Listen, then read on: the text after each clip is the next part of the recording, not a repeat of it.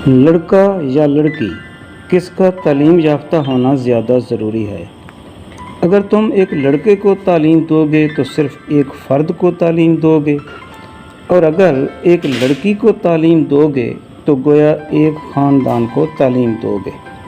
किसी ने क्या खूब कहा है, जो हाथ झूला झुलाता है दुनिया पर हुकूमत करता है।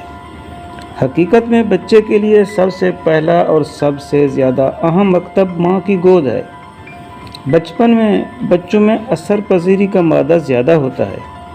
जो अखलाक व आदात बच्चे के सफ़ाए दिल में उस वक्त नक्श हो जाते हैं, उनमें से अक्सर ताबा मर्ग बच्चे के साथ रहते हैं। बच्चे अपने पहले उस्ताद यानी माँ की गोद में एक ख़ास अरसा तक 8 पहर गुजारते हैं। उसकी मीठी ज़बान से बहुत कुछ सीखते रहते हैं। उसे हंसता बोलता चलता फिरता देखते हैं और बहुत सी आदत अपनाते हैं।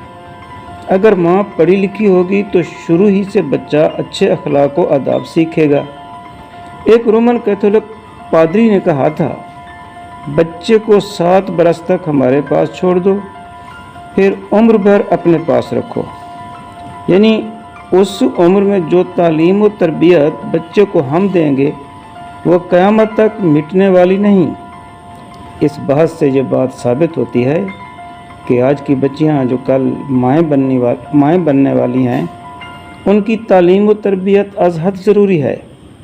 हुकूमत पंजाब इंसाफ आफ्टरनून स्कूल प्रोग्राम का आगाज़ कर रही है।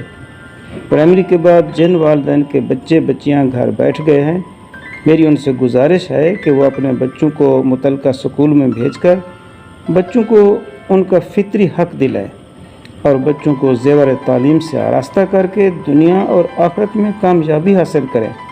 बिलखसूस बच्चियों को स्कूल में भेजें ताकि पढ़े लिखे पंजाब का ख्वाब शर्मिंदा ताबीर हो। शुक्रिया।